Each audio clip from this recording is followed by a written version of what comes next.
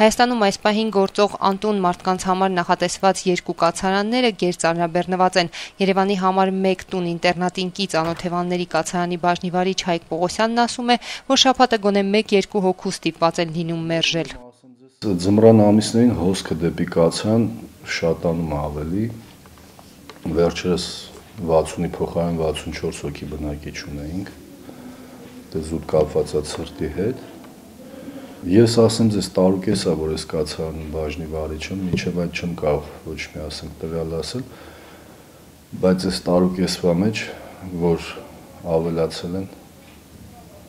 փաստ է։ Թե քանի անօթևաններ կան այսօր Հայաստանում պարզ չէ, չկա հստակ հաշվառում կամ այս խնդրին վերաբերող հետազոտություն, սակայն մի բան պարզ է, որոշակի բնակության վայր չունեցողների թիվը վերջին տարիներին կտրուկ աճել է։ Փաստ է, չգիտեմ, կախված ֆինանսական, այդ սոցիալական վիճակից, չգիտեմ, մարդկանց հոգեբանությունից, հուսահատվածությունից, չգիտեմ, ինչից ավելացել է, երբեք sense բան չէր եղել, որ մենք փողոցներում 200 գիշերող ունենայինք, չէ, անտուն մարդ ունենայինք։ Հայաստանում մինչև 2006 թվականը անօթևանների համար նախատեսված որևէ կեցության վայր չի եղել։ Այսօր երկու կացարաններ են գործում եւ երկուսն էլ Երևանում։ Մեկը աշխատանքի եւ սոցիալական հարցերի նախարարության ենթակայության տակ գործող Երևանին կից Հաղթանակ գյուղում, այն կարող է տեղավորել 60 մարդու։ Մյուսը անցած տարվա դեկտեմբերից բացվեց Վարդաշեն թաղամասում եւ ֆինանսավորվում է Երևանի քաղաքապետարանի կողմից։ Սակայն այս կացարանը գործելու է մինչև մարտ եւ այս ընթացքում կարող է ընդունել միայն 40 մարդ։ Փաստորեն անգամ Երևանում դրսում հայտնվածների գոնե կեսը չի կարող ձմռան այս ցուրտ օրերին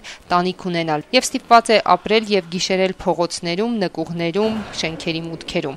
55 տարեկան Անահիտ Միտիչյանի բախտը բերել է, քանի որ նրան հաջողվել է տեղավորվել կացարանում եւ ձմեռն այնտեղ անցկացնել։ Զրուցակիցս ասում է, որ կացարանում կմնա միջև գարուն, հետո նորից փողոցում կհայտնվի եւ չգիտի թե ինչպես է պաշտպանելու իր գոյությունը։ Ես դեկտեմբերի 10-ից եմ եկել ստեղ միջև հիմա ստեղ եմ մնում, դե տուն չունեմ, բնակարան չունեմ, վախենեմ,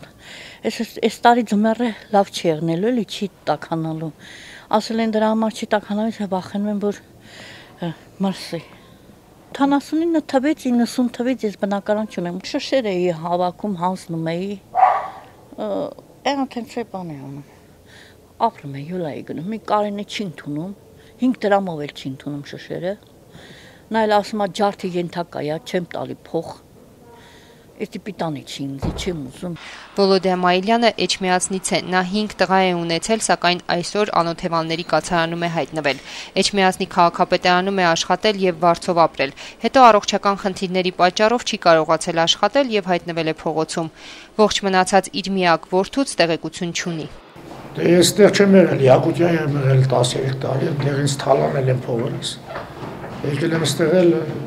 տներս ծախված է եղել, ստիպած եկել եմ ստեղ։ Էջմիածնի ռայոնում 5 տղա եմ ունեցել, 3-ը Ղարաբաղում զոհվել են, մեկն էլ ավարիա տվել մահացել են, մյուսն էլ տները ծախել գնացել են։ 60 տարեկան Գևորգ Սանասարյանը երկրորդ կարգի հաշմանդամ է, կացարանում բնակվում է արդեն 6 ամիս։ Ծնեցիներից բաժանվել եմ, անել են եկել եմ ստեղ, պից ասեց։ Ինչքան ժամանակ ամեն 6-րդ ամիսն։ Իսկ ինչքան եք էլի ուզում մնալ այստեղ, թե պլանավորում եք գնալ աշխատել։ Պլանավորելու բան չունեմ, տեղ չունեմ պլանավորելու, ինչ պլանավորեմ։ Իսկ աշխատանք չունեք։ Աշխատանք չունեմ, ես հիվանդ եմ, երկրորդ կարգի հաշվանդամ։ 79-ամյա Սերգեյ Նավասարդովը փախստական է։ Հայաստան գալուց հետո արդեն 20 տարուց ավել թափառականի կյանքով է ապրում։ Ես փախստական եմ, բեժինս։ Փողոցներում եմ ելել, հնգեր զեբլակ Երևանում անդեղ, իրամ 10 օր ընդեղում ելել, փողոցներում պարկա, քնալ, բաղումը, սյո պայն չան։